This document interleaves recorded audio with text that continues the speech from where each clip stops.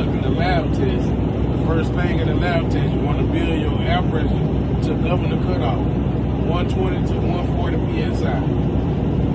Now the lab is arguably the most important thing in doing your pre-trip inspection, as it is an automatic fail item if you make a mistake. If you make a mistake, if you realize you make a mistake during your lab, you have 3 opportunities to start over. However, you have to recognize you made a mistake. The examiner will not tell you you made a mistake. You have to recognize that you made a mistake and tell them you're going to start over. You got 3 tries to start over.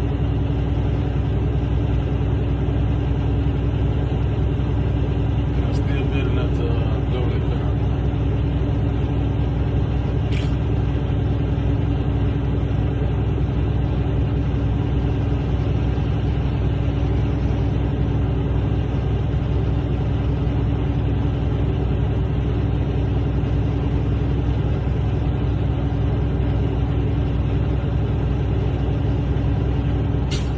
That's my governor cutoff.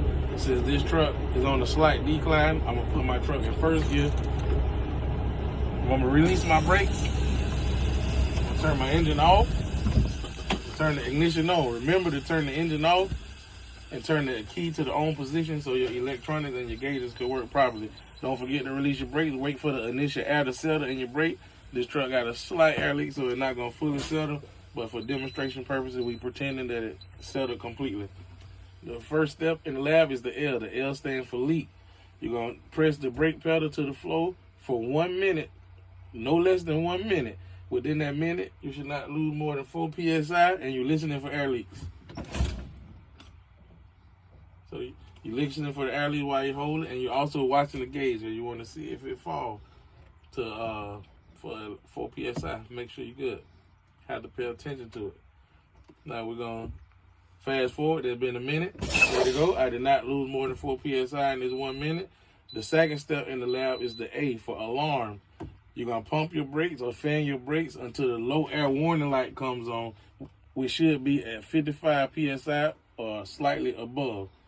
A lot of people are going to say you're going to pump your brakes to 55 psi above. No, you're going to pump your brakes until the low air warning light comes on, which should be at 55 psi above. If it's lower than that, you're gonna keep pumping until the low air warning light come on.